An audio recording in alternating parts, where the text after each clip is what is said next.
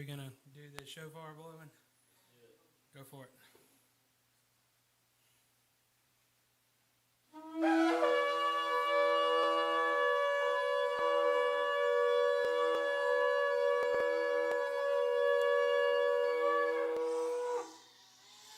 right, guys. Let's open in prayer. Heavenly Father, thank you so much for this day. Thank you for this gathering. I pray that each person here is focused on you today as we enter into this time of worship and prayer and study of your word. We thank you and we pray that your spirit would be in this place today, and that each of us would grow nearer to you in this time, and that everyone would enjoy this time, that everyone is out and about is safe. And Lord, just pray that we bless this service. In Yeshua's name we pray. Amen.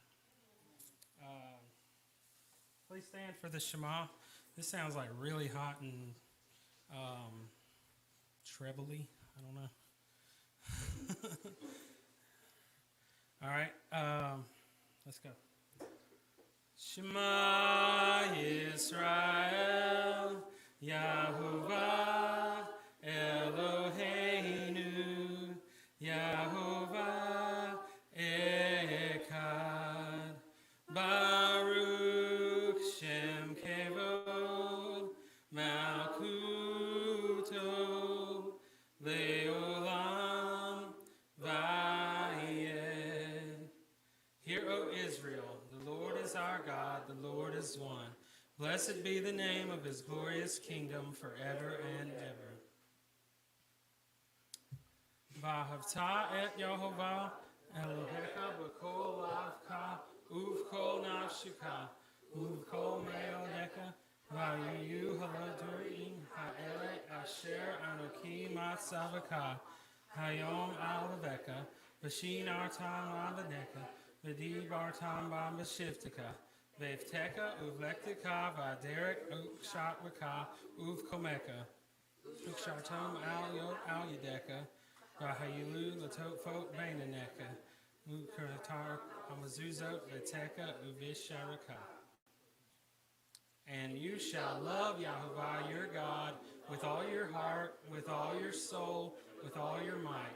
And have these words which I command you this day be upon your heart, and you shall teach them diligently to your children, and speak of them when you sit in your house, when you walk by the way, when you attire, and when you arise. And you shall bind them for a sign upon your hand, and let them be frontlets between your eyes, and you shall write them on the doorposts of your house and upon your gates. Vahavta le'reka kamoka, and you shall love your neighbor as yourself.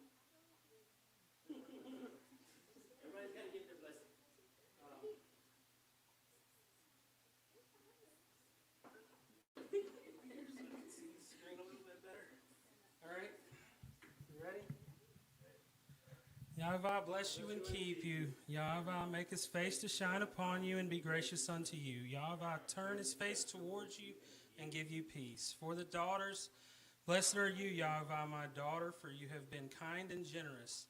Yahovah is your Elohim, and his people are your people. May all people know of certainty that you are a virtuous daughter. And for the sons, may Yahovah make you like Ephraim and Manasseh. May you be a man after Yahovah's own heart. May you be bold and courageous, leading everyone under your influence in the ways of Yahovah. For both, may your mouth speak with wisdom. May your heart meditate with reverence. May your hands do the work Elohim has given you. May your feet hasten to follow the path that Yehovah has laid out for your life. May your entire entire life be fruitful. May Yehovah's full will for you be accomplished in your life. May the spirit of Yehovah, the spirit of wisdom and understanding, the spirit of counsel and power, the spirit of knowledge and the fear of Yehovah be upon you. May the grace of Yeshua HaMashiach, the love of Elohim, and the fellowship of Ruach HaKodesh be upon you now and forever. Amen. Amen. All right, y'all may sit.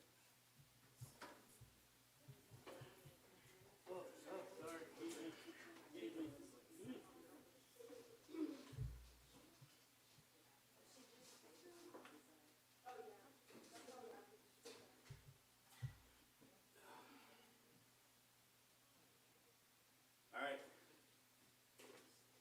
How can you hear me on the room? Yeah.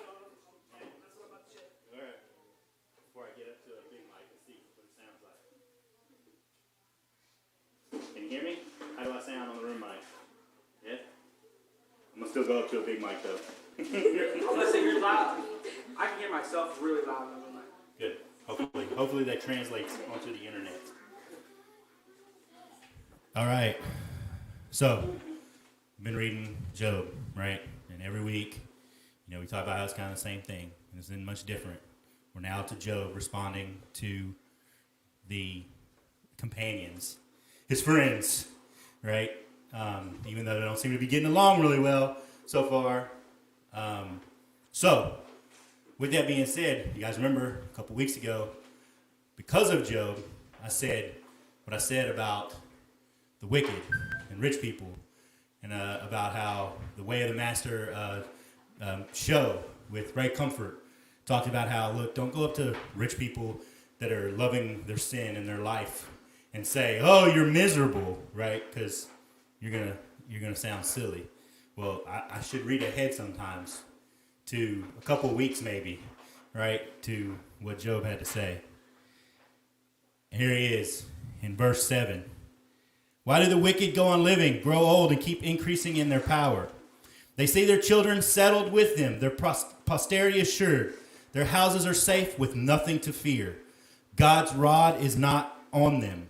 Their bulls are fertile without fail. Their cows get pregnant and don't miscarry. They produce flocks of babies, and their children dance around. They sing with tambourines and lyres and rejoice to the sound of the pipe. They spend their days in prosperity and go down to the grave in peace. Yet to God they say, leave us alone. We don't want to know about your ways. What is Shaddai, that we should serve him? What do we gain if we pray to him? Isn't this their prosperity, already theirs? The plans of the wicked are far from me. How often is the lamp of the wicked put out? How often does their calamity come upon them? How often does God deal out pain in his anger to make them like straw in the wind, like chaff carried off by a storm? God lays upon their children the punishment for their iniquity. He should lay it on the wicked themselves so that they can feel it. Let their own eyes see their own destruction and themselves drink the wrath of Shaddai. What joy can they have in their family after them, given that their months are numbered? Can anyone teach God knowledge? After all, he judges those who are on high. One person dies in his full strength, completely at ease and content. His pails are full of milk, and the marrow in his bones is moist. Another dies with embittered heart, never having tasted happiness. They lie down alike in the dust, and the worms cover them both. So, Job's obviously still a little bit jaded or upset at his friends telling him that they know better. And they know that it's something he did that is causing him all his pain. Like I said, and I say every week, can't wait till we get to the end, till Yehovah responds with what's really going on. This week we're going to have a special music.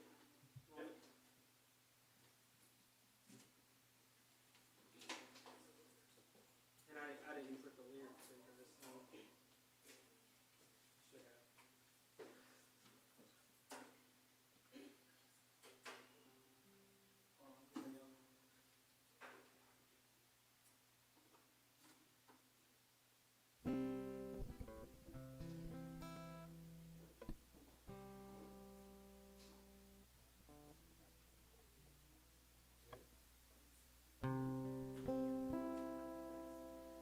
Nothing like the warmth of a summer afternoon. Waking to the sunlight, being cradled by the moon.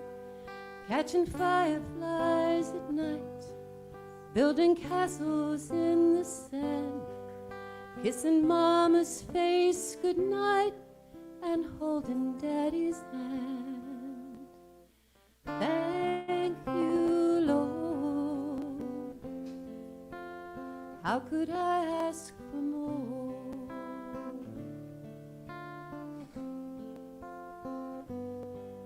Running barefoot through the grass, a little hide and go seek, and being so in love you can hardly eat, and dancing in the dark when there's no one else around, being bundled neath the covers, watching snow fall to the ground. Thank you, Lord. How could I ask for more?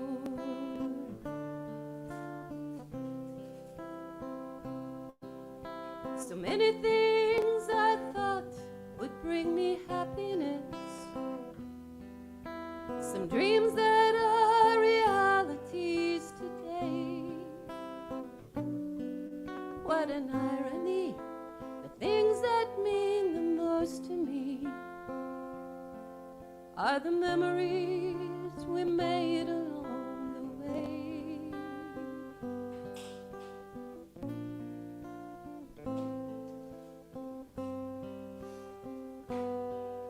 If there's anything I've learned from this journey I am on, simple truth will keep you going, simple love will keep you strong. 'Cause there's questions without answers and that never die. The heartaches we go through, they're often blessings in disguise. So thank you, Lord. Thank you, Lord. How could I ask for more?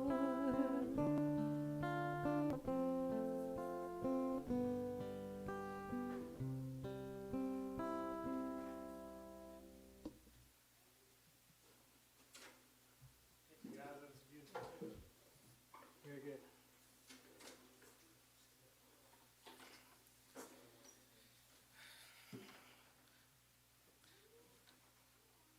All right, we're gonna speed it up a little bit. Y'all want to stand up and let's sing and clap.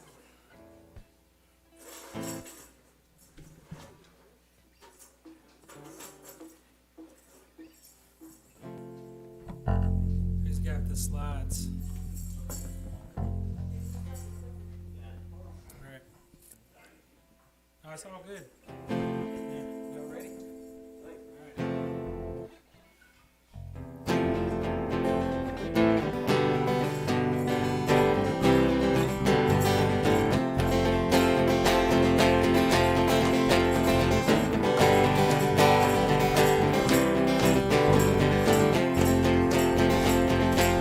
Come let us go up.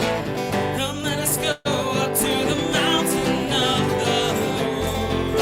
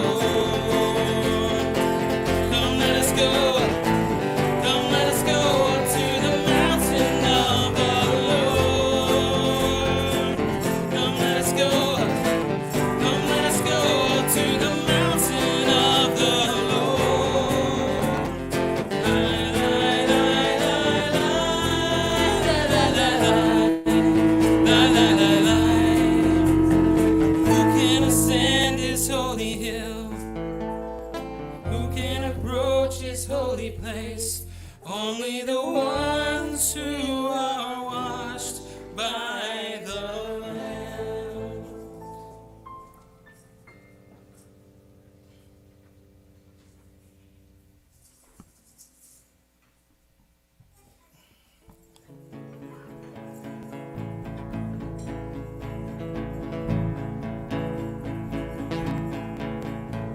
Give thanks to the Lord, our God and King. His love endures forever.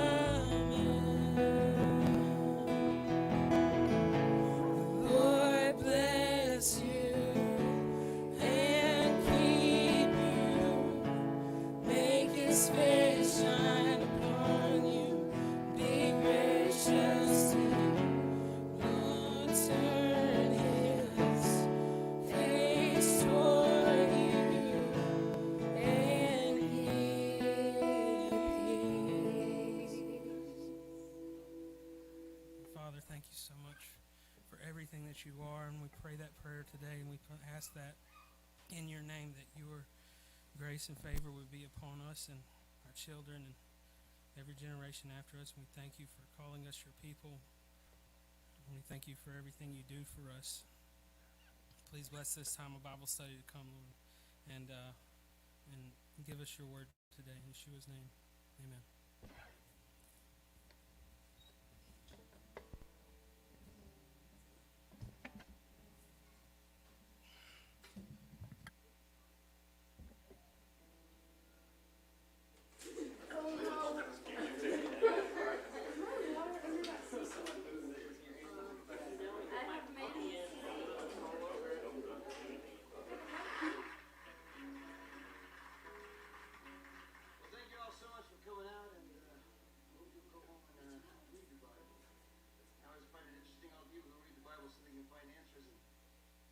About every time in my life I've ever found an answer, if I went back and read the Bible, it would blow it out of the water. So I've given up trying to find answers in the Bible and learning to look in there for the weirdest character of all of them, and that would be God Almighty Himself, who is a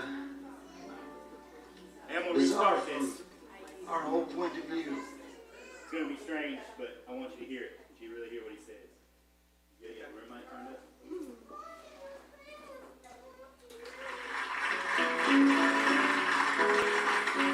Well, thank you all so much for coming out, and I hope you'll go home and read your Bible. I always find it interesting, all of you who read the Bible so they can find answers, and just about every time in my life I've ever found an answer, if I went back and read the Bible, it would blow it out of the water. So I've given up trying to find answers in the Bible, and I'm learning to look in there for the weirdest character of all of them, and that would be God Almighty Himself, who is a bizarre from our whole point of view, that someone could be so totally other and so completely by himself, and yet He could want us badly enough that He would become like us in order to help us become like Him. And if you want a religion that makes sense, I suggest something other than Christianity. But if you want a religion that makes life, then I think this is the one. When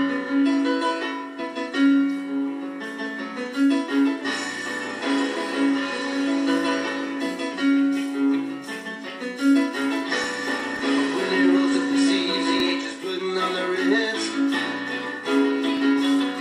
His thunder and His swift of lightning in His fist. God is an awesome God. The Lord wasn't joking when He kicked Him out of Eden. It wasn't for no reason that He shed His blood. His return is very close, and so you better be believing that our God is an awesome God. Our God is an awesome God. He reigns from heaven above with wisdom, power, and love. Our God is an awesome God. Our God is an awesome God. He reigns from heaven above with wisdom, power, and love. Our God is an awesome God.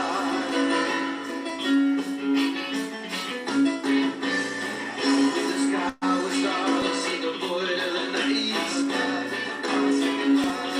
spoke into the darkness and created the light. Judgment and wrath He poured out on Sodom. Mercy and grace He gave us at the cross. Oh, do we have not to be forgotten that our God is an awesome God?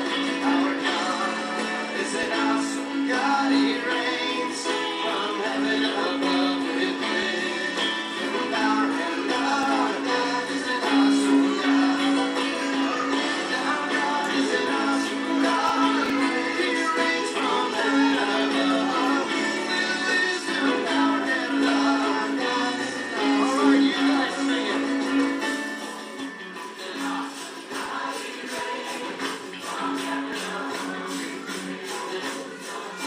That was pretty good. I think you can sing a little louder than that. Here we go again.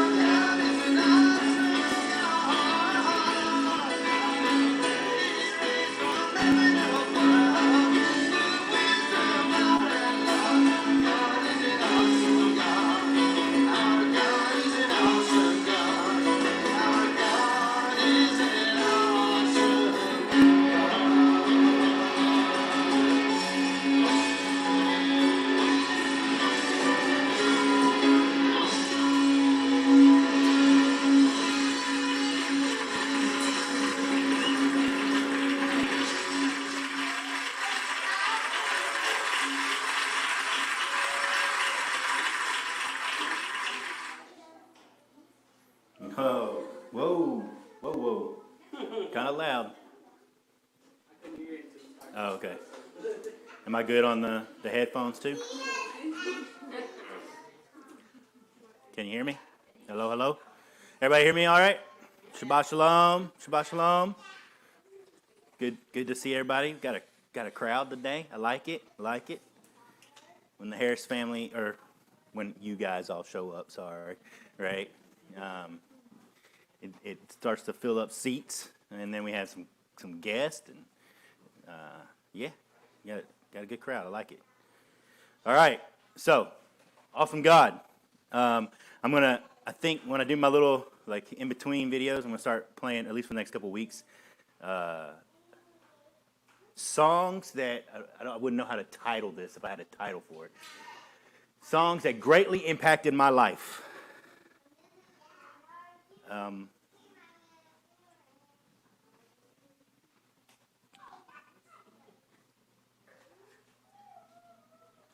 think it's bad this week. Wait till next week.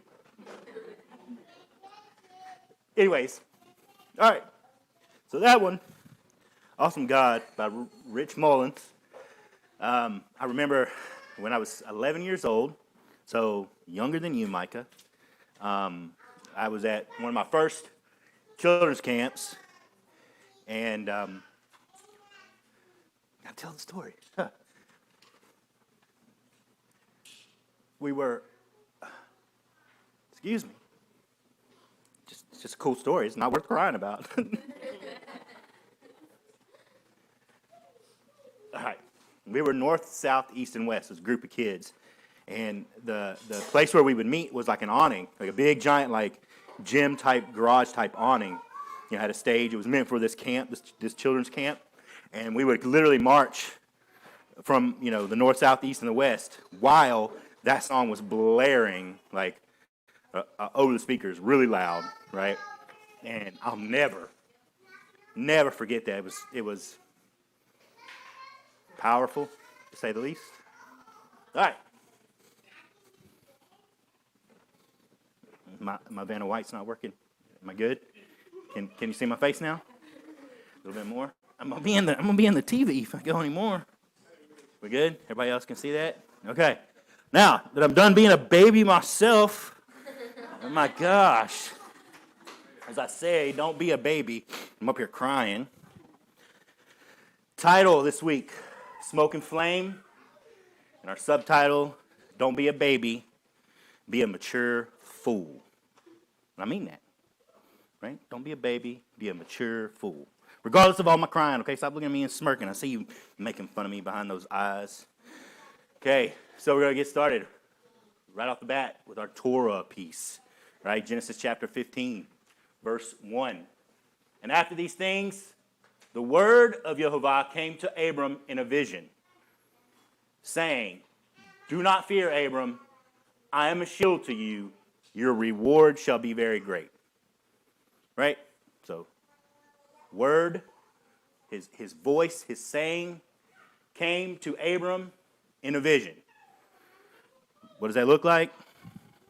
A vision could have been awake, could have been asleep. A lot of times people say vision means, especially in Hebrew context, awake, right? But in a, don't want to say that word, trance, right? But in a stared out state. Have you ever been there? I have, right? We're just sitting there and you're like, a non-conscious, conscious dream. That's the definition. Thanks.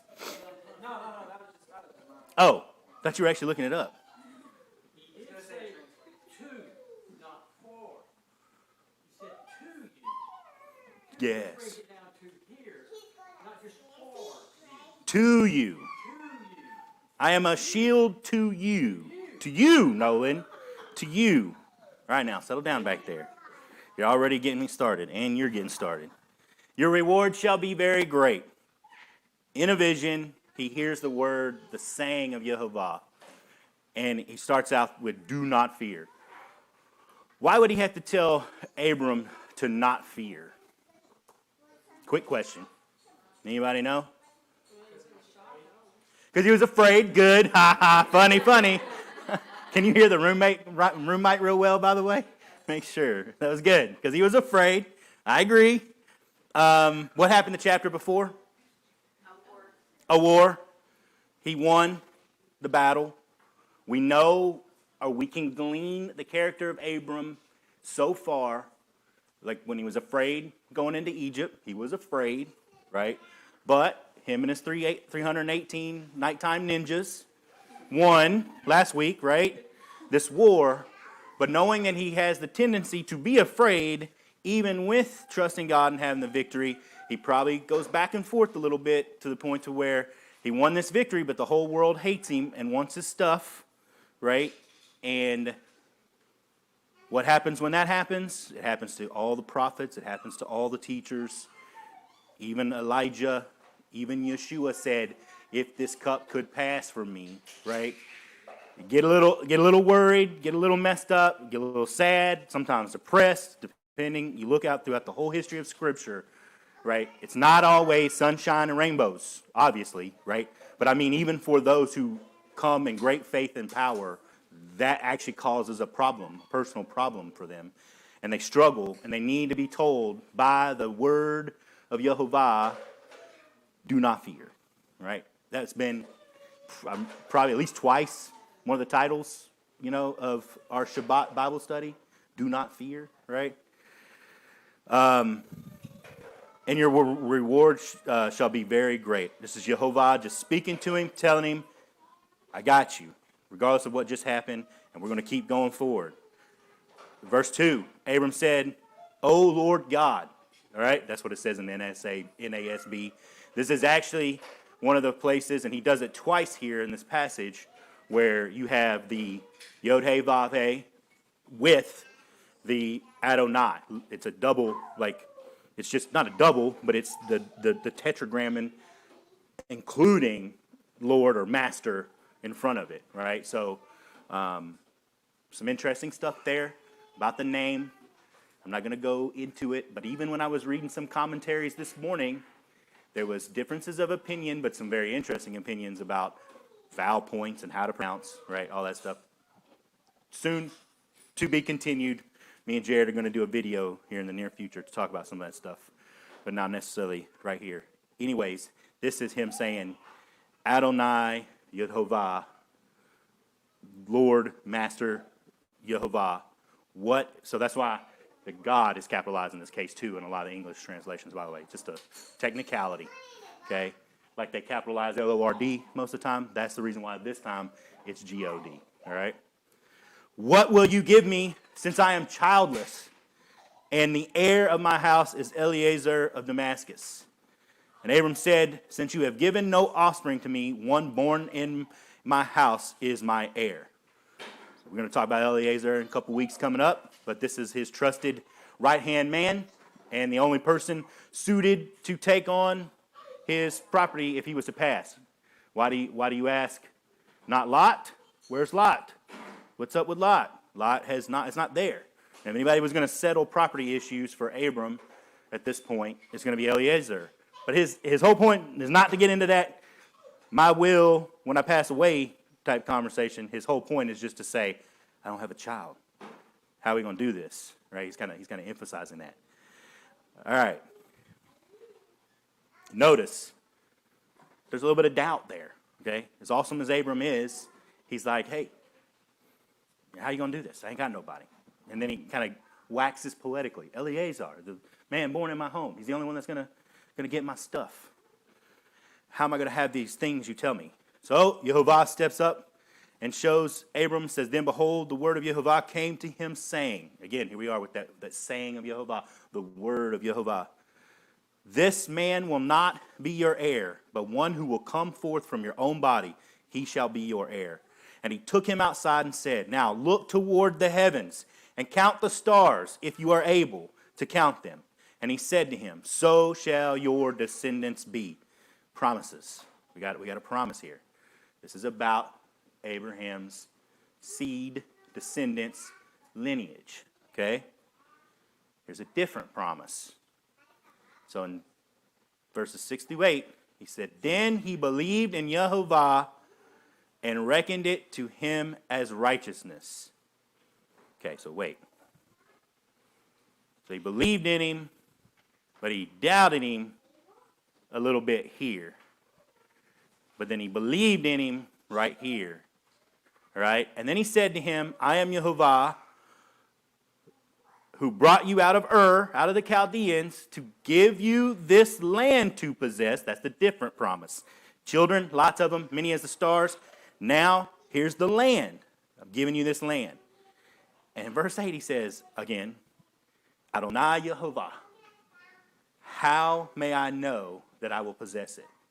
So, look, Father Abraham had many sons. It's like my 5th time to sing this song, I'm pretty sure, since I've started teaching. Right? Again. And sons had Father Abraham. I am one of them, and so are you. So let's just praise the Lord. Right? Yep. The fun. Right, Armin? You just keep doing this. That's another fun. You know what? I'm going to have to find a video of that song because that definitely affected my life growing up in Sunday school in a good way. All right? A lot of exercise. Okay. Anyways, so what I want you to get from this, what I got from this, right? We have the descendants and the land. There's 2 promises here, right? I'm not saying they're separate. It's all going to be together. The covenant's going to be made and cut, and it's all going to be about the same thing. But there's 2 pieces, and the conversation happens about the 2 pieces, differently. But notice the common thing. Adonai Yehovah, how may I know that I will possess it? And Adonai Yehovah, what will you give me since I am childless? I'm not saying he's a big doubter like Thomas the doubter, like we always like to talk about in the New Testament. I'm saying, look, Father Abraham, he's not, when you feel like, man, I just doubt God too much. You get down on yourself. Look, the man who his faith was counted to him for righteousness' sake, that the writer of Hebrews and the writer of the book of Romans repeats and talks and shares for us what faith means and what it means for us to have righteousness imputed on us, right? How we, knowing that we're not righteous, we are righteous because of our faith and our acceptance of the Father and of Yeshua. He wasn't perfect, okay? He's questioning, and we'll see next week. Not only does he question, but he gets all up in his flesh, meaning doing it his own way and making something happen instead of what we also talk a whole lot about in here with this fellowship especially, waiting on God. It's hard. It's real hard. Jared and I both, and I know some of you, we want to take it to the world, and we do, and we will. I promise you. We want to get out there and start living this stuff that we're talking about, where we share our faith with others, we disciple people, we minister to people, and when I say we're going to, I mean like step by step we're going to. But even in those things, in those situations, getting a building, right?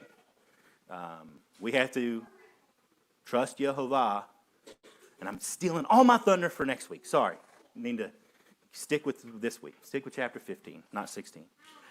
All right. Moving on to 9 through 21. All right. The cutting.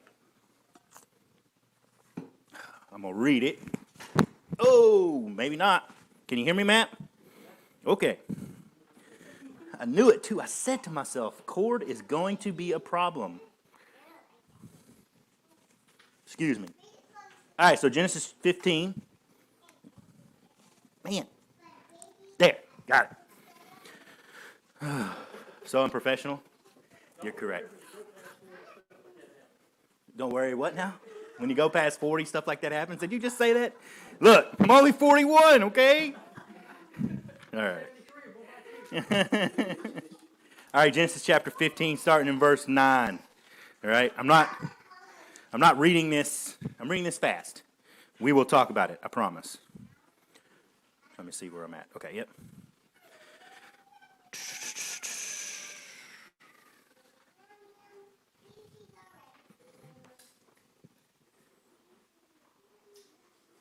Okay, so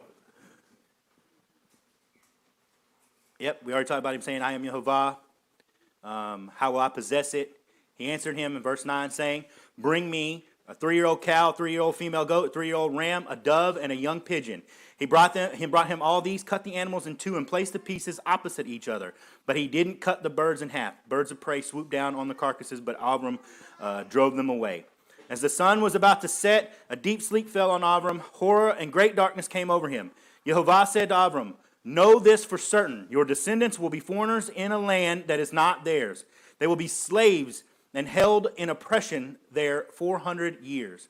But I will also judge that nation, the one that makes them slaves. Afterwards they will leave with many possessions. As for you, you will join your ancestors in peace and be buried at a good old age. Only in the 4th generation will your descendants come back here, because only then will the Amorites be ripe for punishment. That's what the complete Jewish Bible says. What did I say last week? It actually says that it doesn't say only then. It says because the time of the Amorites has not reached its fullness. All right? But this is what the complete Jewish Bible, the JPS, the Jewish publication, translated it as. All right? And here you have, notice, Yehovah is speaking to him. He cuts these animals. You can see here in my picture, it's sort of a rough drawing or rendition. But he cuts the animals in half, and he lays each half out open, flayed open on each side, okay? Now, and then Yehovah starts to tell him the future. He starts to tell him what's going to come, right? And we know the story as we move down the line. We know that they go into Egypt. They end up being slaves in the land. They end up being oppressed, right? Notice how before Yehovah says this to him, it says that a deep sleep fell on Abram, and horror and great darkness came over him. The rabbis of old say, I don't always agree with them, you guys know that, but they say an interesting thing here that I do agree with, and that is he felt that darkness and that horror so he could see what was going to happen he could feel a little feel of what was going to happen to the Israelites, how it was going to be. Some even go so far as to say that it was also so he could see what was going to happen to the Egyptians as well in the 10 plagues in the Exodus story. So, he's having this dream. He falls asleep. You've got the cutting open. And then, like I said last week, we have the not going to come back until the time of the Amorites is in its fullness. And then, after the sun had set and there was thick darkness, a smoking fire pot and a flaming torch appeared, which passed between these animal parts. That day, Yehovah made a covenant with Avram. I have given this land to your descendants from the body of Egypt to the great river, the Euphrates, the territory of the Kenai, Kenizi, the Kadmoni, the Hittite, the Perizzite, the Raphaim, the Amorites, the Kenites, the Gershagites, and the Uvi. So Yehovah says, again, he reiterates, I have given you this land, and it's the land of these people. Something interesting to note here is you look at 2 of these tribes, they did not conquer, in our Judges reading, in our Joshua reading, they did not conquer 2 of these tribes, right? And we know that becomes very problematic. And now everyone agrees, Christian scholars and Jewish scholars together, they say that basically that land that they didn't take is not going to come until the Messianic age. And prophecies talk about those 2 areas that they didn't take in the beginning like they should have, or at least at some point like they should have, will only belong to them. This promise, the whole fullness of the different territories will be completely fulfilled in the end, which I thought was just an interesting piece. Now, notice. All right, I want to be careful, just because I don't want to overdo this, but it's still really awesome.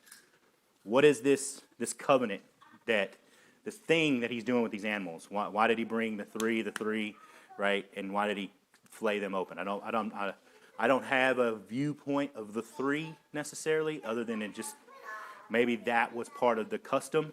But I do know and have been taught multiple ways, multiple times, and looked it up myself in the past, that the custom that is happening here is quite interesting. It's the cutting of pieces. It's a binding, a very binding contract. Must be fulfilled concept and idea in the ancient Bedouin people. And what that idea was one person would stand on one side of the animals, on one side of the row, and the other person would be on the other end. And one would walk through, and the other would come through the same place where that person just walked. And they would literally, the whole idea was, as they made the covenant, or whatever the details of the promise were, they would be making them while they were going and doing this.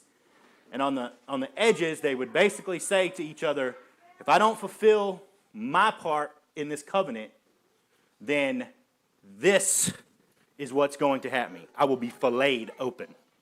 Okay? So very grotesque, picturesque. All right?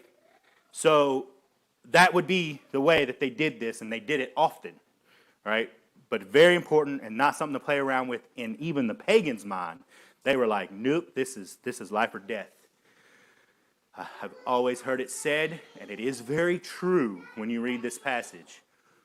Who walked both ways?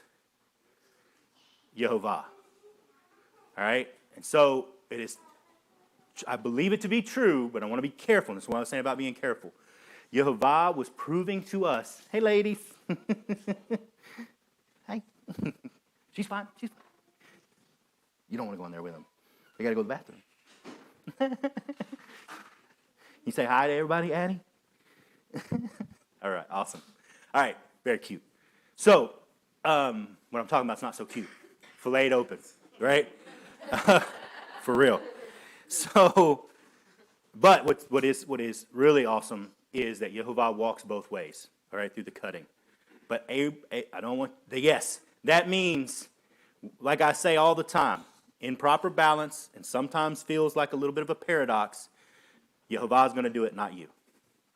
He's going to fulfill the covenant because you can't. All right?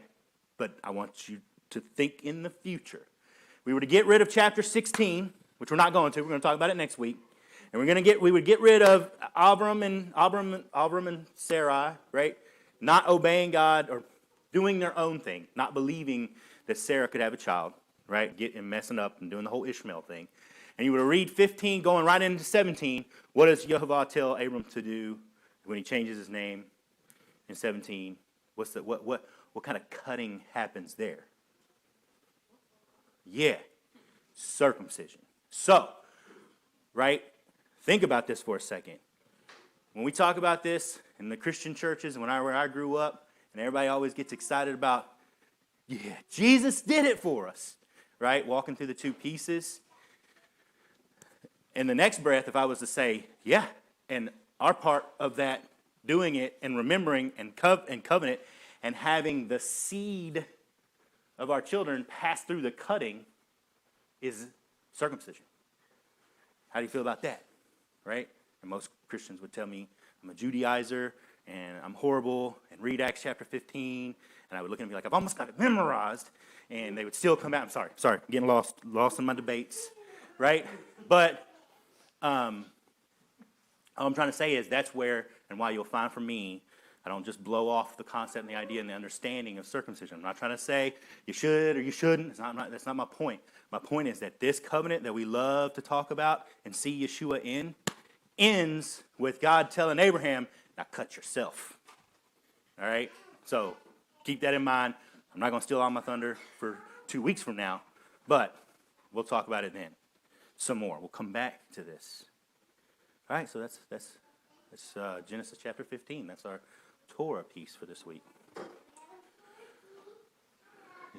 Now, some of you are going to feel robbed because I'm pretty sure you read all of the Judges reading piece that you're supposed to read this week. Right, Kyla?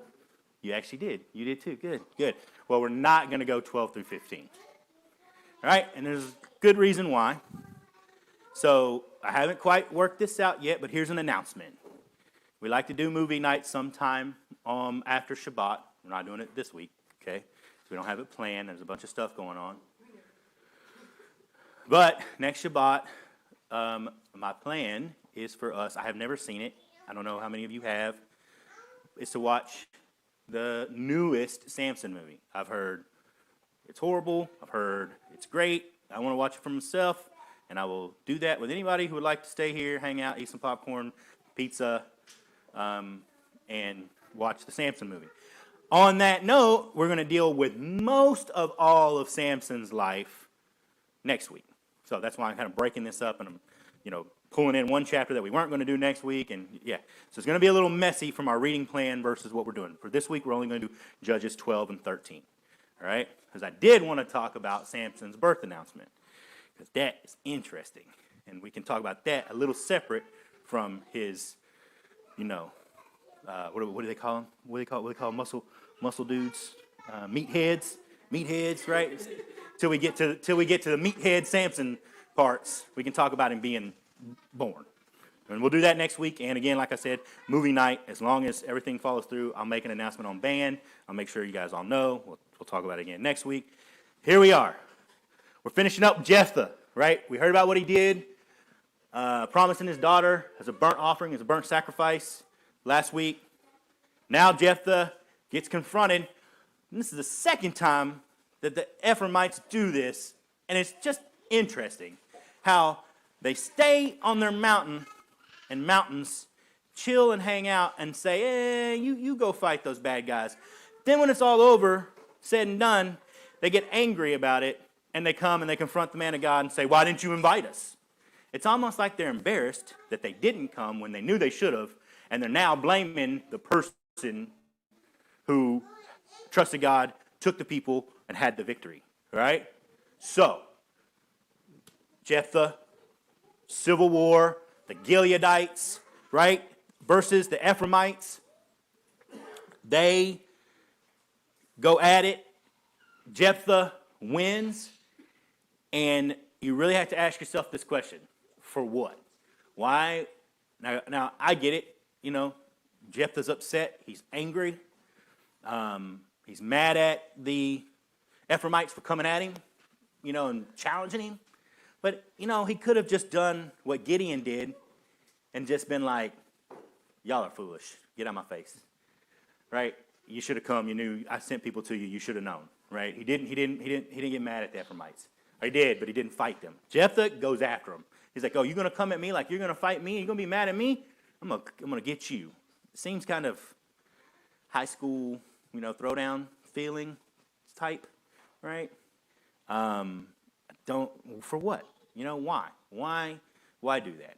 And then you look here, there's a little interesting piece where they take over a fort, preventing the Ephraimites from coming to their homeland, back to their homeland, the people who ran, and they wait at this fort, and this fortification, they wait and trick the Ephraimites into saying a certain word that they can't pronounce properly. Seems really strange. The dialect and speech. And it says that at that area and at that place, 42,000 lives. Jephthah killed 42,000 Ephraimites using this trick. Now, it could be that that's a summation of like all that happened, the battle, the fight, and this whole, say this word. Ben, I want you to say supercalifragilisticexpialidocious. And then you can't say ocious, right? You just can't do it. And then they kill you. Because you're obviously an Ephraimite, because Ephraimites can't say that word. 42,000 lives, right? That's crazy, right? Again, for what? I'm not sure how I feel about it, to be honest with you. I think it's silly. I think it's Israel being silly as a whole, and it's just another example for us to look and go, why'd they do that? Like, that's not, and we shouldn't be that way. Now, here's my plank in my eye versus the splinter in theirs moment. All right? If y'all have never heard, anybody hasn't heard, I talk about how I'm going to make a hat where for all of us to wear, like one that goes around your head like this, like a pirate's patch, and it's going to have a small log sticking out of it to where you can't judge nobody because you got this log in your eye. I mean, if they can wear the telefin and they can do all the other things, why not have our log hat, right? Here's my log moment. If I read this and I say what I said about why would you do that, and I just talked about being high schoolish, have I, in even recent, maybe months or weeks or so, gotten to the point to where I wanted to attack somebody without chilling out and stopping and thinking about it a little bit, and then getting angry at people, and when I didn't really need to, it was unnecessary. Maybe only 5 times in the past 2 months. That's not really a good percentage, right? If I find myself, wanting to be like Jephthah here in the Gileadites, it's not 5 times in 2 months is way too many. All right, so I say to myself, don't. If I'm going to say, well, I don't want to be dumb like them, then don't be dumb like them. Don't make that mistake. Right. So then you have 12:14. He had 40 sons and 30 grandsons who rode on 70 donkeys, and he judged Israel 8 years. Remember what I said last week about the donkeys? Here we go. We got this repetitive mention of donkeys. And because I wanted to make sure, some people kind of looked at me funny last week when I talked about the whole donkey-horse comparison. Right? I wanted to make sure you know where that came from. And what I was saying is in Deuteronomy 17:6, when Yehovah is describing the king that Israel is going to want, right? He's prophesying about Saul in the future, right? David and Solomon. He basically talks about the king and who he should be and who he should not be. And one of the things he talks about is the king should not multiply horses. And it's really interesting. And I'm not acting like I know exactly what it's saying. I have heard it said that, I have heard it taught that, like I said last week, it was the concept and the idea of horses were for war, and horses help you win wars, and Yehovah did not want, amassing strength, right? Having more power, right? And Yehovah didn't want the Israelites to, and horses to take credit for their victories. That's right, not your stuff. Trust in me, and remember, right? Gideon. How many men? He took 10,000 men down to 300, right? We talk about God showing up for Israel in that way and proving himself in battle. And we got that happening in modern day times. I'll leave that alone for a second, though. Okay. So, yeah, multiply. Oh, and then the other interesting piece about Deuteronomy 17:6 is it also says, and don't go back the same. I don't want them to go back to Egypt to multiply horses, right? So it's an interesting just phrase and the concept. And it says basically saying don't take the same journey, that you came out of, type deal. So even related to the Egyptian war horse and the war horse concept. So that's where it comes from. I'm not crazy. I mean, I am crazy, but all right, here we go. Chapter 13. Judges chapter 13. We meet our character again, the angel of Yehovah. So, verse 1 starts out like a lot of verses in Judges do. And again, the people of Israel did what was evil from Yehovah's perspective, and Yehovah handed them over to the Philistine for 40 years. Here we are. We're right back to square one. It's this repetitive cycle. There was a man from Zorah, from the family of Dan, whose name was Manoach. His wife was barren, childless. The angel of Yehovah appeared to the woman and said to her, "Listen, you are barren. You haven't had a child, but you will conceive and bear a son. Now therefore be careful not to drink any wine or other intoxicating liquor, and don't eat anything unclean. For indeed you will conceive and bear a son. No razor is to touch his head, because the child will be a Nazir for God from the womb. Moreover, he will begin to rescue Israel from the power of the Philistine." The woman came and told her husband. She said, "A man of God came to me. His face was fearsome, like the angel of God.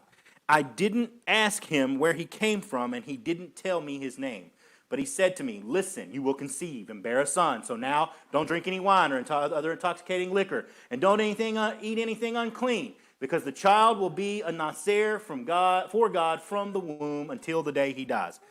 And what's a Nazir? Right? A Nazirite pledge is where this comes from Numbers, the book of Numbers. And they were not to, the opposite thing here, the interesting thing here is they were to shave their heads, right? Sorry, they were not to touch their heads until they were done with whatever vow that they made.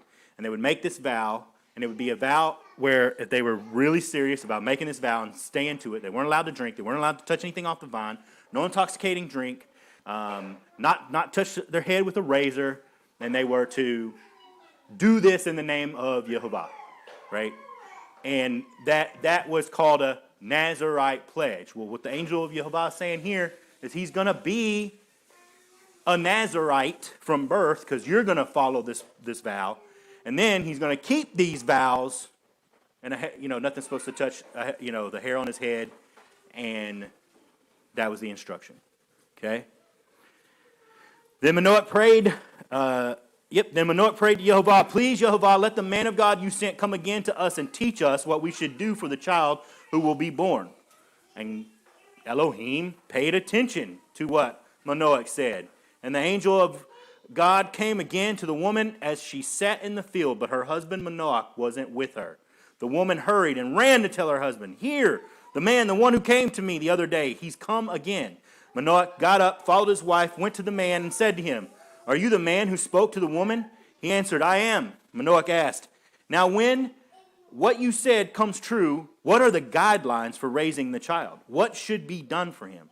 The angel of Yehovah said to Manoah, "The woman should take care to do everything I said to her.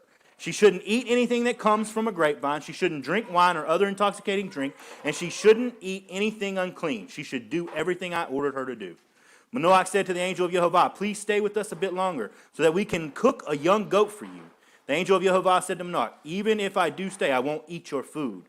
And if you prepare a burnt offering, you must offer it to Yehovah." For Manoah did not know that he was the angel of Yehovah. Manoah said to the angel of Yehovah, "Tell us your name so that when your words come true, we can honor you." The angel of Yehovah answered him and said, "Why are you asking about my name? It is wonderful." Manoah took the kid and the grain offering and offered them on the rock to Yehovah. Then with Manoah and his wife looking on, the angel did something wonderful. As the flame went up, flame, right? Smoke and flame. Guys, remember the title? As the flame went up toward the sky from the altar, the angel of Yehovah went up in the flame from the altar. When Manoah and his wife saw it, they fell to the ground on their faces. But the angel of Yehovah did not appear again to Manoah or his wife. Then Manoah realized it had been the angel of Yehovah. Manoah said to his wife, "We will surely die because we have seen God." But his wife said to him, "If Yehovah had wanted to kill us, he wouldn't have accepted a burnt offering and a grain offering from us, and he wouldn't have shown us all this or told us such things at this time." So if I was to be Manoah, right, and my wife was to be like, "Seriously, Justin?" That's what she just did. She literally was like, "Seriously, Justin? We're not dead, and we were to be dead, and he wanted to kill us. Then he would have done that instead of all this other stuff. Then you just see what just happened. Quit being scared, right?" Go ahead. No. The man was looking forward into the future. Did the angel tell him anything different about raising a child? No. The woman was so excited that she was going to have a youngin. She didn't care about the future. She wanted to know about the youngin. The guy wanted to know what's in the future. What do we always do? We wonder how we're going to pay next month's bill. They look at us, how are we going to pay next month's bill? We earn the money.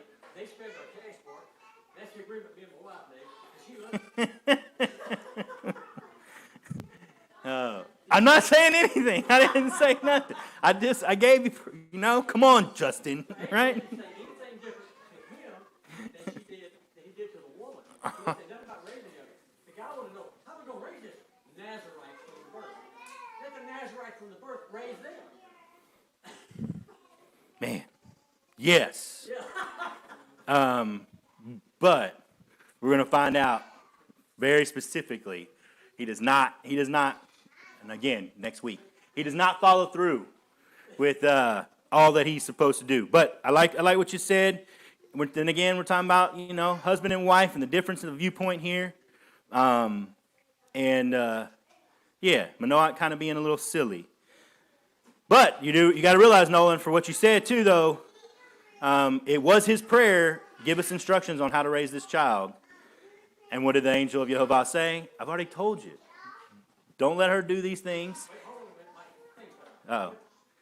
No, just saying, He already, he basically prayed, he prayed to Yehovah and asked for instructions, and the word says that Yehovah heard him. And so he did a good thing. God liked it. God brings the angel to tell him. But then when he asked the angel says, I told you already. I told you what the wife to do. I told her, and the instructions haven't changed. Then we have this fun interchange and this exchange with them and the offering and all this other stuff. I say fun. Neat stuff, right? Before I continue, let me just finish this up. Then the woman bore a son and called him Samson. Shimshon is the equivalent. Shimshon. The child grew and Yehovah blessed him. The spirit of Yehovah began to stir him when he was in the camp of Dan between Zoar and Eshtal. Okay. So, we have Samson. Make sure my cord doesn't get caught up on anything. Hold on a second. I'm just making sure. I'm up here sweating. There ain't no need for it. It is 68 in here. All right.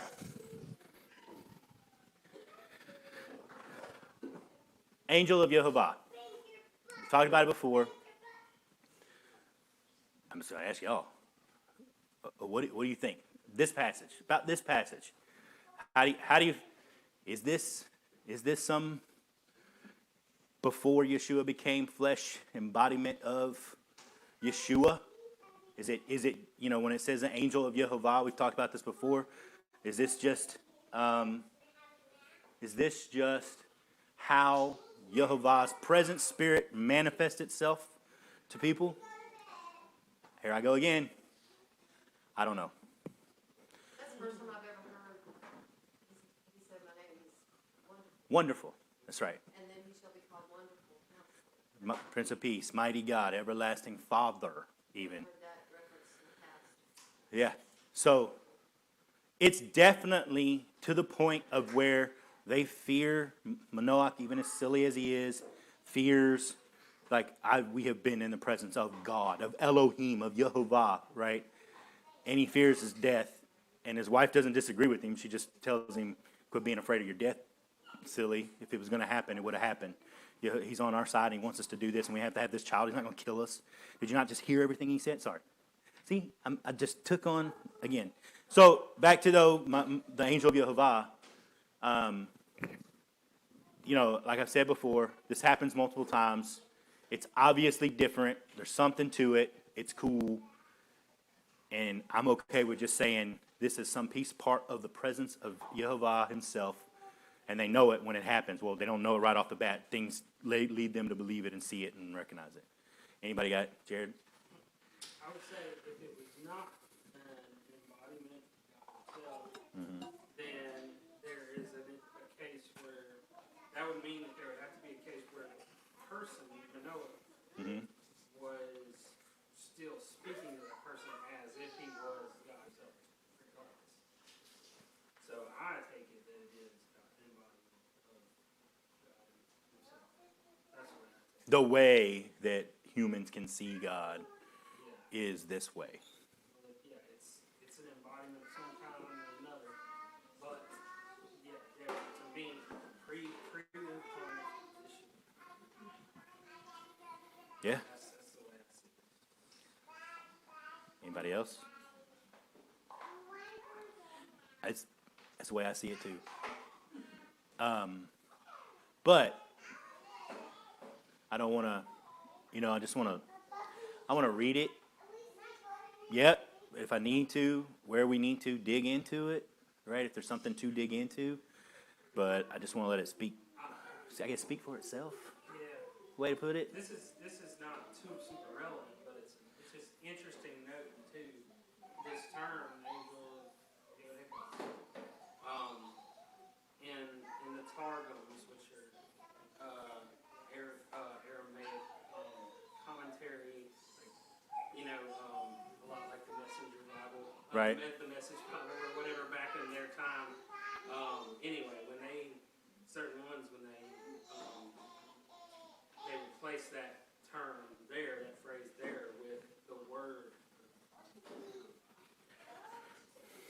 Wow. So the word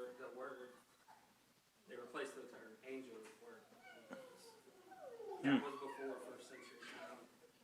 Before Yeah, as I say, here, now comes in the Gospel of John. I don't know enough about it to really have a strong teach on it or anything like that. But it is interesting nonetheless. It's very Yeah.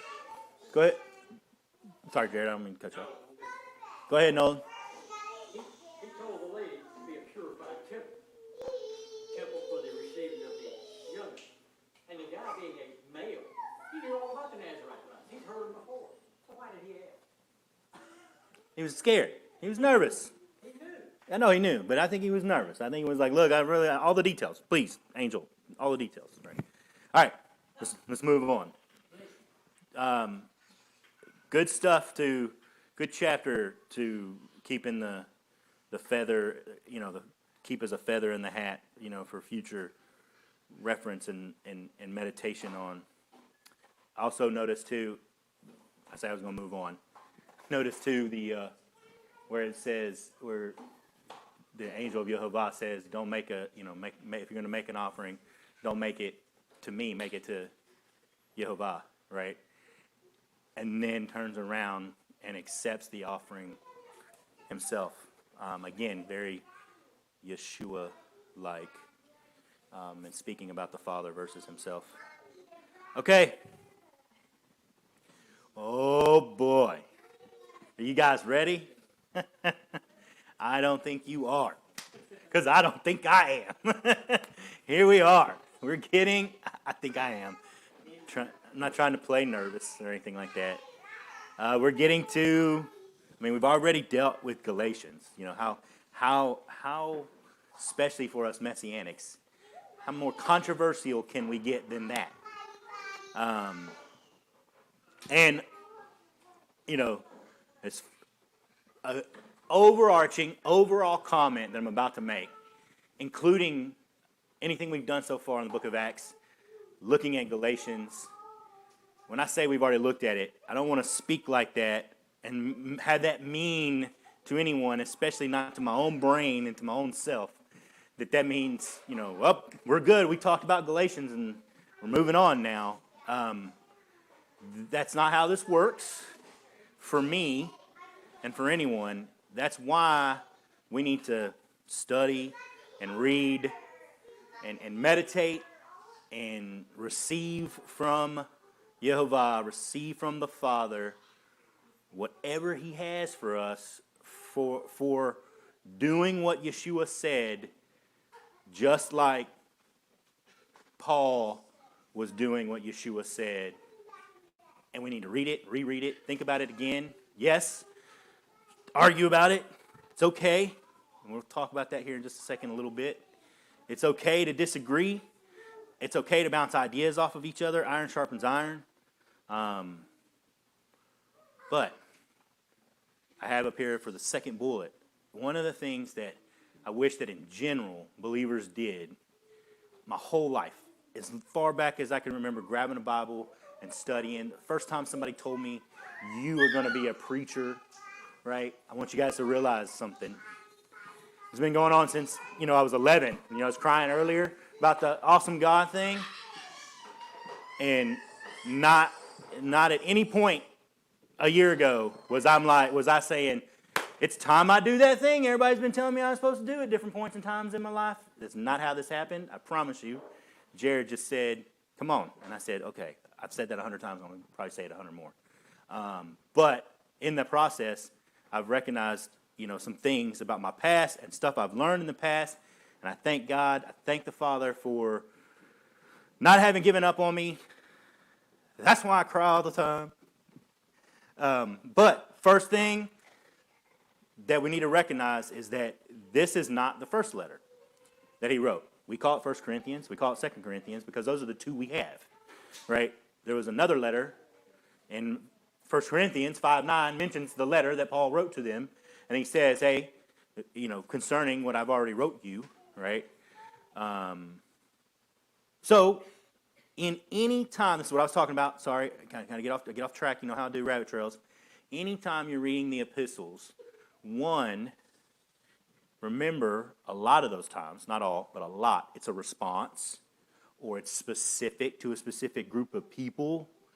And what the church has done, and Messianics have followed right along with it, is they'll take a phrase and be like, Paul said, do this, do it. If you don't do it this way, you're not obeying God, right? Haircuts, right? What the idea and the concepts of covering.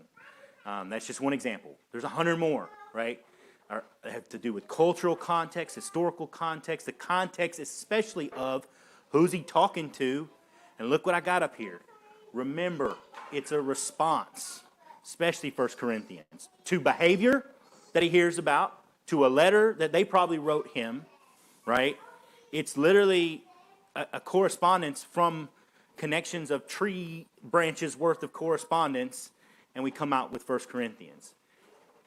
I'm not saying that to say like today or tomorrow or anytime, or next week or whatever, I'm going to be like, don't you forget, it's a response. It's not what I promise you.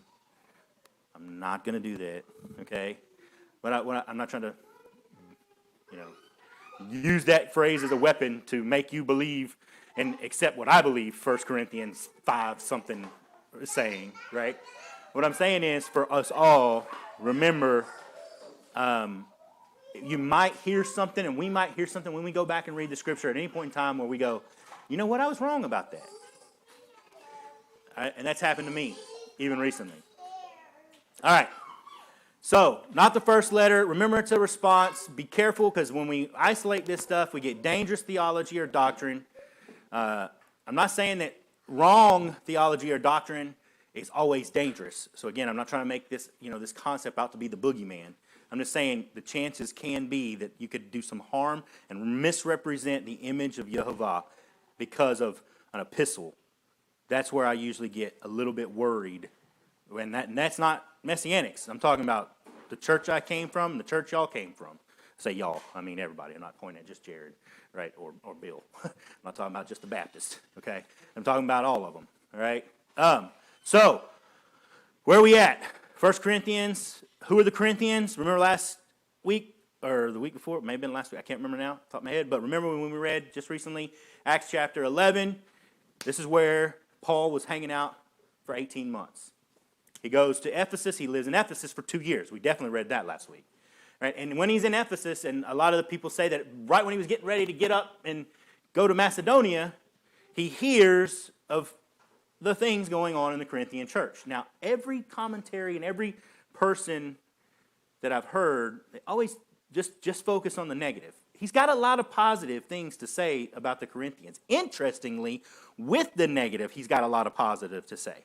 So you got people, you got a mixed group of, you see here, who are the Corinthians? Whoa. Who are the Corinthians? Jews and Gentiles, right? They're a mixed group. And you got people doing all kinds of crazy stuff we're going to talk about in the following weeks, including sleeping with their stepmom. And still going to the temples where they used to go with the prostitution and sexual immorality happening like crazy. Right? And in the midst of him calling them out for these sinful things and calling out individuals, he still says, you guys are one of the most gifted group of believers in the modern day world right now. Like, I know there's no gift that God has withheld from you. He says these kind of statements, and he talks about the things that they're doing good as well. And I don't think he's just trying to do the, two positives for every negative. I don't think he's trying to do that. It's not, he didn't read, your most recent management book about how to speak to people, okay? We're talking about, compliment sandwich, right? Oh, man, compliment sandwich. Boy, I tell you what, my manager, I've gotten to the point now with my boss, and it's not right. I should just submit. But when he says, hey, you're really doing it, I'm like, stop now. I don't want to hear it. I want to hear about how good of a job I'm doing. Quit. Just tell me what your problem is. Tell me what I'm doing wrong. I'm really doing a good job. I'm like, oh. So he spent 18 months with them. As early as 95 AD, Bishop of Rome, Clement, wrote to the Corinthians referring to Paul's letter. So we have a reference, historical reference outside of Scripture of how, the Bishop of Rome was saying, using the authority of Paul's letter to basically write a letter to the Corinthians, again, to say, don't you remember what Paul told you, 40 years ago? So he invoked that authority. Who are the Corinthians? Like I said, a mix of Jews and Gentiles. This is all, Corinth is where also, Aquila and Priscilla, we talked about a couple weeks ago, that's where they lived, right? Hey, we all are tent makers or covering makers, whatever that term, or whatever that concept of them having the same trade is, whichever way you go with that. And then you have something I wanted to read that's quite interesting, and that's Acts 18:9, before we even get into Corinthians, to just remember something specific. So the Messiah spoke to Shaul in a night vision. Be not afraid. Here we go again. Why is he afraid? Why does the Messiah, why does heaven have to reach down and speak to him and tell him, don't be afraid? He's getting messed with. Remember? So where he shook off his clothes? We talked about that, right? He's so angry. He actually gets mad enough at the Jews, right, at the Yehudim, to where he says, that's it, fine, I'm not talking to you no more. I'm going to go talk to the Gentiles only. We find a couple chapters later he's going back to talk to the Yehudim. Okay, so it's not like he did, but he did get upset and said that. Right, that's what the book of Luke's telling us. He got so mad, he said, we're going to talk to them no more.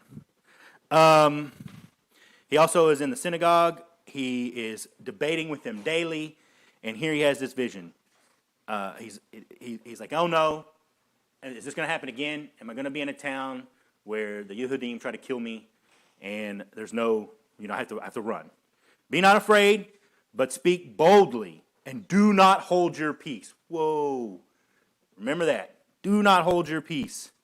I am with you, and no man shall lay a hand on you to hurt you, because I have many people in the city.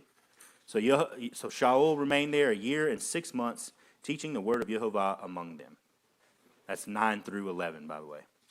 And then we had the governor. If you remember the governor, basically being like, they're not doing anything wrong, leave them alone. Turning the other eye, seeming to be pro-Paul, all right? Interesting enough. All right, so that's who we are talking about, and this is the letter that Shaul writes to them. So, are we ready? Everybody got their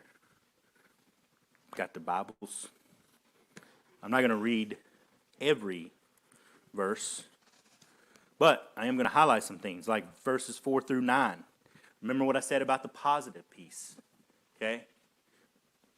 I thank my God always for you because of God's love and kindness given to you through the Messiah Yeshua, in that you have been enriched by him in so many ways, particularly in the power of speech and depth of knowledge. Indeed, the testimony about Messiah has become firmly established in you, so that you are not lacking any spiritual gift, and are eagerly awaiting the revealing of our Lord Yeshua the Messiah. He will enable you to hold out until the end, and thus be blameless on the day of our Lord Yeshua Messiah. God is trustworthy. It was he who called you into fellowship with his Son, Yeshua the Messiah, our Lord. Again, I know a lot of times some of us want to take credit. Paul says it. It was he who called you. All right. Now, for verses 10 through 16, I have to be careful. Right? There are things going on in my life. This was a rough week in life in general. And there are things going on in our lives and in my life that would have me want to try to tell you, right, what I do, and I am going to try to tell you, right, that this passage isn't about this, okay?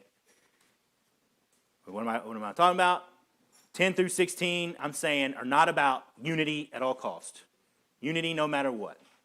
It's not about you. It's not about, hey, we got to do whatever we got to do to not upset certain people so that they come here. But, and this is where I said I got to have a balance when I talk about this. I cannot get around some things no matter what I feel like sometimes, right, my personal vendettas, right, I can't get around some of the things Shaul says right here. There's no, like, if I did, I'd be a hypocrite the way I talk about other passages. All right? So, I'm going to start at verse 10. Nevertheless, brothers, I call on you in the name of our Lord Yeshua the Messiah to agree, all of you, in what you say, and not let yourselves remain split into factions, but be restored to having a common mind and a common purpose. Right there. You could say to me, Justin, that verse is saying you need to get along to get along. Okay? And I'd say yes. You're correct.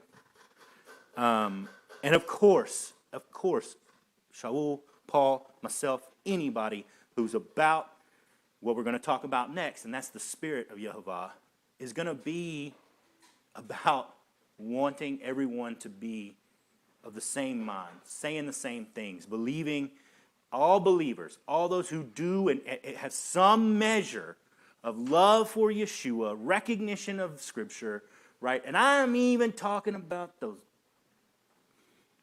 nice Sunday worshipers, okay? Sorry, I just had to use that phrase. I've been hearing it a lot lately.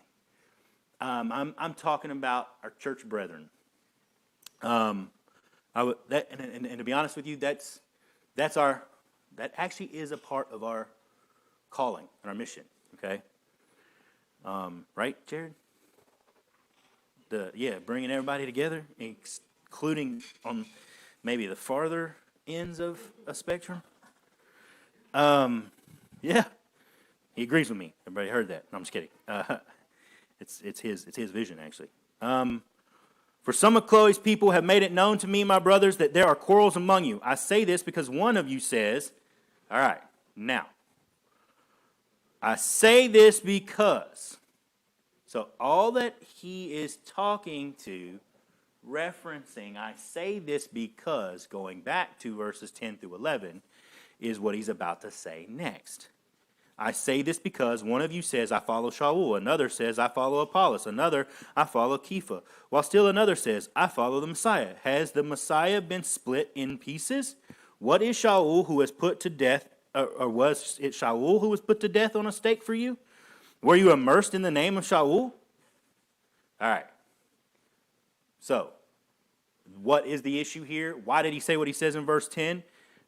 And not to let yourselves remain split into factions, but be restored to having a common mind and a common purpose. It was not because, they were, one group was saying, I don't know. I'm not going to give any examples. We can all imagine examples. There's 100 examples out there. All right, I'll give an example. Real easy. One group says, hey, you shouldn't say Yehovah like I do. One group says, you should only say Yahweh. One group says, no, it's not Yahweh, it's Yehovah, right? Or one group says, hey, you should never say God because it's too common. And another group says, nope, that's fine. I don't have to say Elohim every time, okay? Now, can we have those calendar differences, letter differences, word differences, even some bigger ones of who should or shouldn't come to a Passover rehearsal or remembrance? Can we have those differences and still be of a common purpose and of a common mind? Absolutely. Absolutely. Okay? We might aggravate each other. We might get on each other's nerves at times. Okay? That's right. Thank you, Bill. Look, you just cut to the chase. All right, when you bring a gun or you bring a knife, okay, that's when things get out of hand, okay? When you stop loving each other. It's that simple, right? When you stop, and we're going to get to this some more. When you stop loving each other, that's the key. Now, that's not what's going on here, and that's why I say this. He said, I say this because, not because fill in the blank, like a lot of people do with all epistles and certain pieces. Notice, no sound bites, no isolating verses without taking into context. the whole piece. He says this because what were they specifically doing?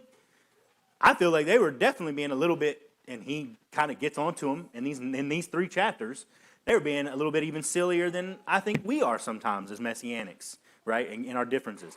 They were basically being like, well, Apollos baptized me. And somebody else was like, oh, yeah, well, I got baptized by Shaul himself. Ha! You know, like, and somebody else would be like, well, guess what? Yeshua baptized me. Or I was baptized in the name of Yeshua, right? They got into these silly back and forths about grouping themselves in status. And that's anti-Torah. That's not just anti what's going on in the book of Acts and with Shaul and the unity and the Holy Spirit and everything else. That's not, you're not supposed to do that, right? And that's what they were doing, okay? Well, why is it frozen? What did I do? I did. It's like good broke. Oh, there we go. Okay. Don't laugh. I mean, you can laugh if you want to, but I'm not quite there yet, though. Let's. I'm gonna leave this slide up, but let's keep reading. Let's keep talking. He goes on to say that I didn't even come here to baptize people, and you guys are talking about who baptized you. He said, I came here to proclaim the good news and to do it without relying on wisdom that consists of mere rhetoric, so as not to rob the Messiah's cross or execution stake of its power. For the message about the execution stake is nonsense to those in the process of being destroyed, but to us in the process of being saved, it is the power of God. Indeed, the Tanakh says, I will destroy the wisdom of the wise and frustrate the intelligence of the intelligent. Where does that leave the philosopher, the Torah teacher, or any of today's thinkers? Hasn't God made this world's wisdom look pretty foolish? For God's wisdom ordained that the world, using its own wisdom, would not come to know him. That's pretty hardcore. Therefore, God decided to use the nonsense of what we proclaim as his means of saving those who come to trust in him. Precisely because Jews ask for signs and Greeks try to find wisdom, we go on proclaiming a Messiah executed on a stake as a criminal. To the Jews, this is a stumbling block, an obstacle. They can't put their minds around it. He's supposed to be the king, the lineage of the King David, and he's supposed to come and save the whole world. All right? For the Greeks, it's really nonsense. No. The suffering servant, that's nuts. No leader is a suffering servant. But to those who are called both Jews and Greeks, this same Messiah is God's power and God's wisdom. For God's nonsense is wiser than humanity's wisdom, and God's weakness is stronger than humanity's strength. A very interesting way to put that, right? The lowest of low for God, we still can't even touch, whether it be his wisdom or his strength. Just a way to basically be like, look, guys, like, again, the Torah teacher that went before us, may he rest in peace, Brad Scott always used to say, he's smarter than we are. Well, yeah, of course, duh. Just look at yourselves, brothers. Look at those. This is something I would say. And Paul is pretty bold about saying it. And I'm not saying this to you guys. Nobody get mad at me for what he's about to say next. But this is something, given a certain situation, riled up enough, if I was preaching a certain way, I would say it, okay? At least say it about myself, for sure. He says, look at those whom God has called. Not many of you are wise by the world standards. Not many wield power or boast noble birth. He basically said, come on, guys, look at yourselves. Yeah, he didn't say they were dumb. He said they were a little trailer park. Just a little. That's not dumb. All right, that's it. You're done for the day. He looks at him and says, come on. This is what God has chosen to use. But God chose what the world considers nonsense in order to shame the wise. God chose what the world considers weak in order to shame the strong.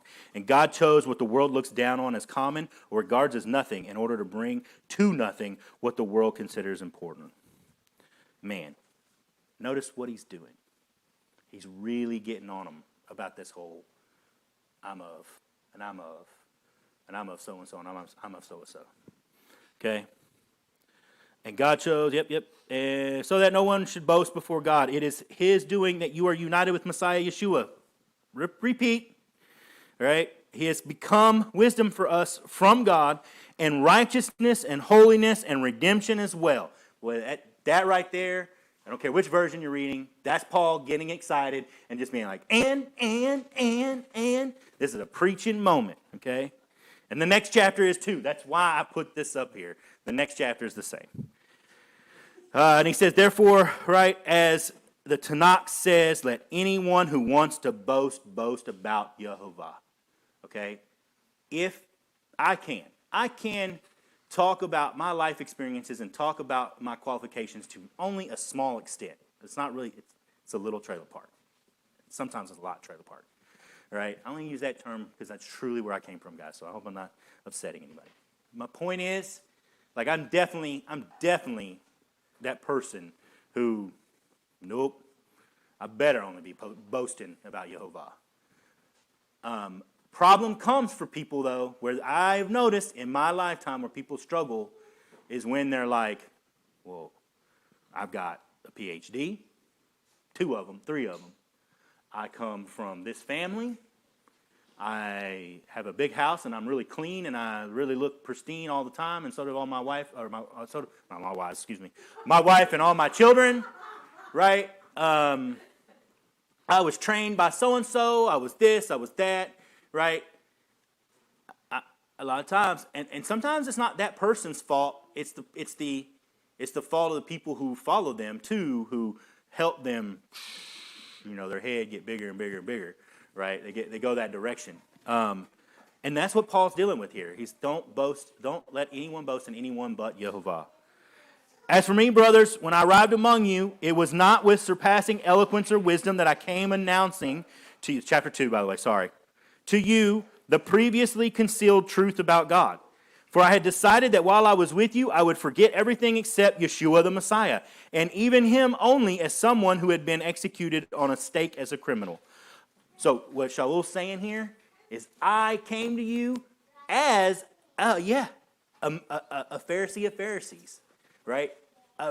My teacher was a teacher who they still, if Shaul was here today, if he visited us for a moment from heaven. Sorry, I'm not trying to be all weird. I'm just saying, if he was here today, he'd be like, yep, Gamaliel taught me, and y'all are still reading about what he had to say today.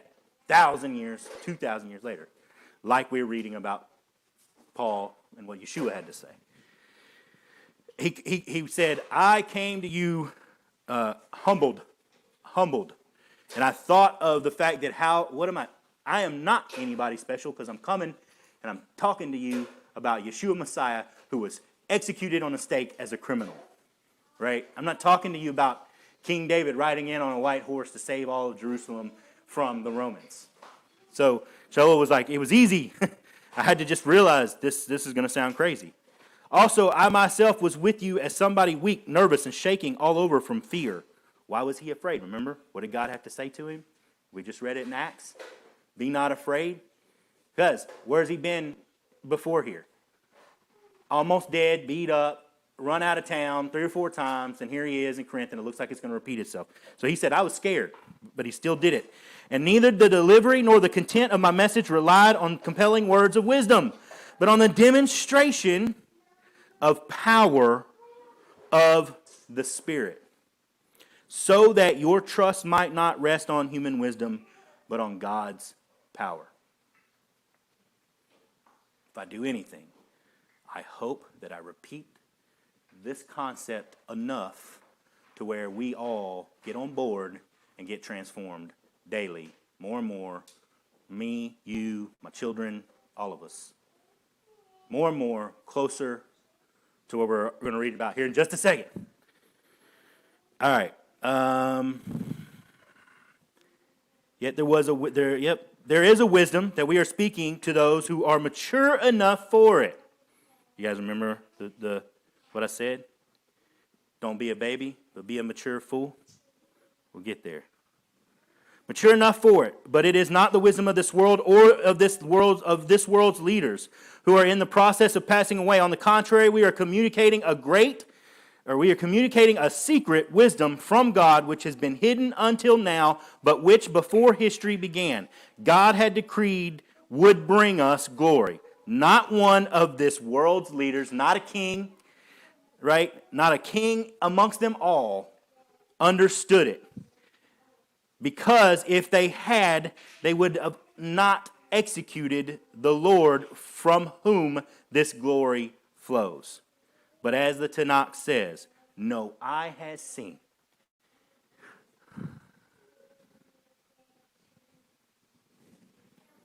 no ear has heard,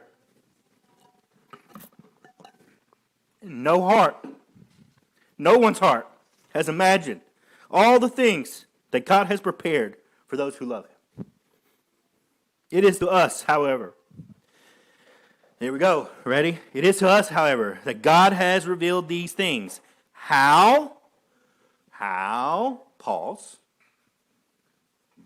Through the Spirit. That's right. For the Spirit probes all things, even the profoundest depths of God. For who knows the inner workings of a person except the person's own spirit inside him, right? Who knows you better than you? Who knows you better than your deepest place, your spirit, right? Who knows you better than that? So too, no one knows the inner workings of God except God's Spirit. Now we have not received the spirit of the world, but the Spirit of God, so that we might understand the things God has so freely given us. You need the Spirit of God to understand even what He's given you. All right? These are the things we are talking about when we avoid the manner of speaking that human wisdom would dictate and instead use a manner of speaking taught by the Spirit, by which we explain things of the Spirit to people who have the Spirit. Now, the natural man does not receive the things from the Spirit of God. To him, they are nonsense. Remember what Rich Mullins said? It blew me away. I just got done reading this for about the third time, and I was like, I'm going to do Awesome God, right? And then I see this live video of Rich Mullins doing Awesome. The ragamuffin himself. That's awesome. I'm going to put Awesome God on there. Then I watched the video, and he says, hey, by the way, if you want to just try the Christian faith because you think it's like, the thing that makes the most sense, you're in the wrong place. Listen to what Shaul was saying. To man, to him, they are nonsense, the things of the Spirit of God. Moreover, he is unable to grasp them because they are evaluated through the Spirit. But the person who has the Spirit can evaluate everything, while no one is in a position to evaluate him. For who has known the mind of Yehovah, who will counsel him? And then he's got a big, big butt towards the end there. I'm not talking about his behind. But we have the mind of Messiah. So he's saying, look, who has known the mind of Yehovah, who will counsel him? But because of the Spirit that Yehovah, the Father, has given us, we now have the mind of Yeshua, the mind of the Messiah.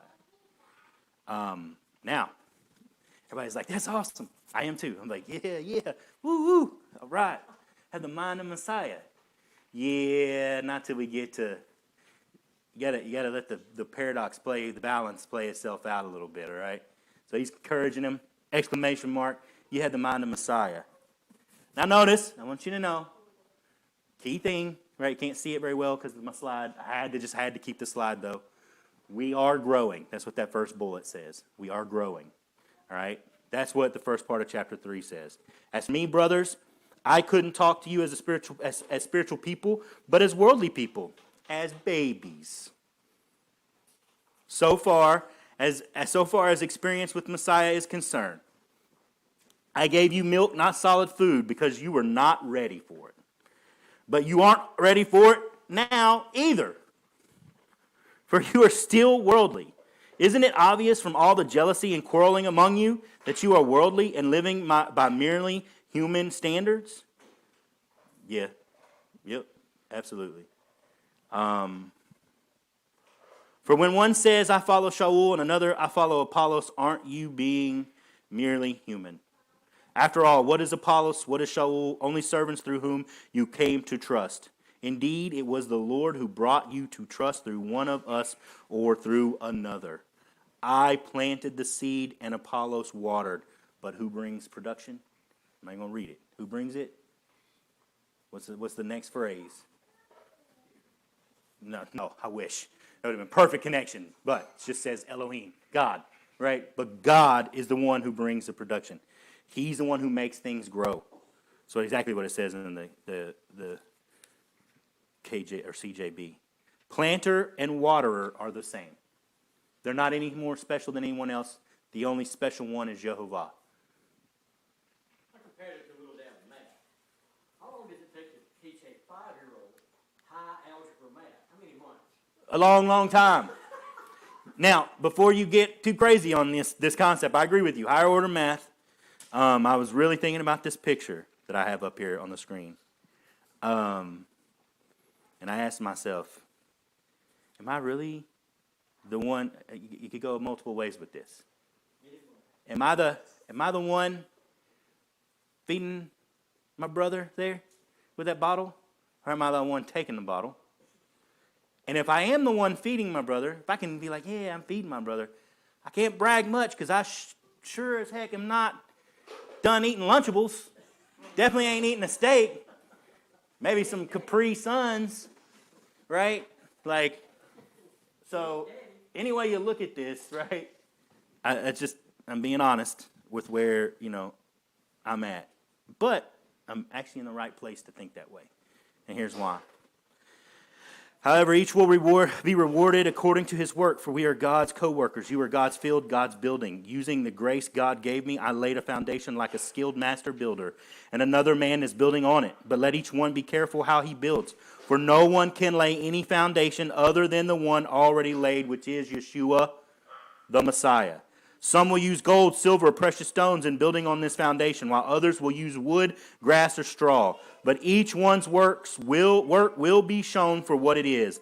The day will disclose it, because it will be revealed by fire. The fire will test the quality of each one's work. If the work someone has built on the foundation survives, he will receive a reward. If it is burned up, he will have to bear the loss. He will still escape with his life, but it will be like escaping through a fire.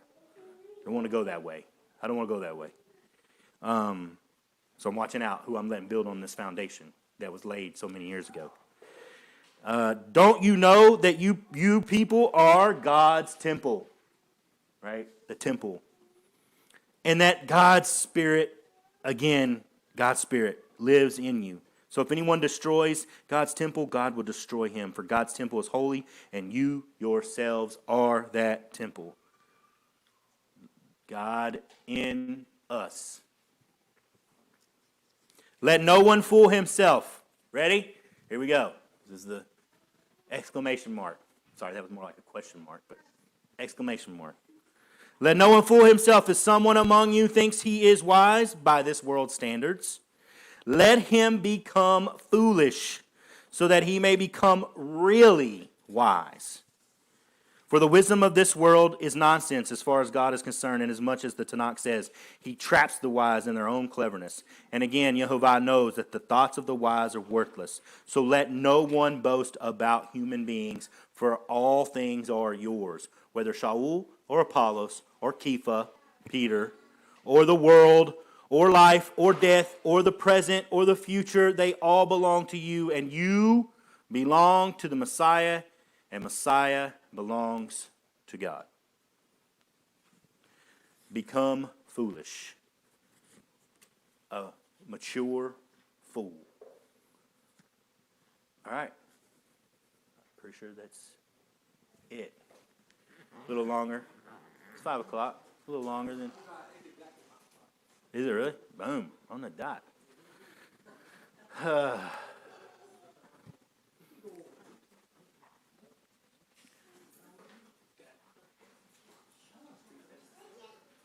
This is?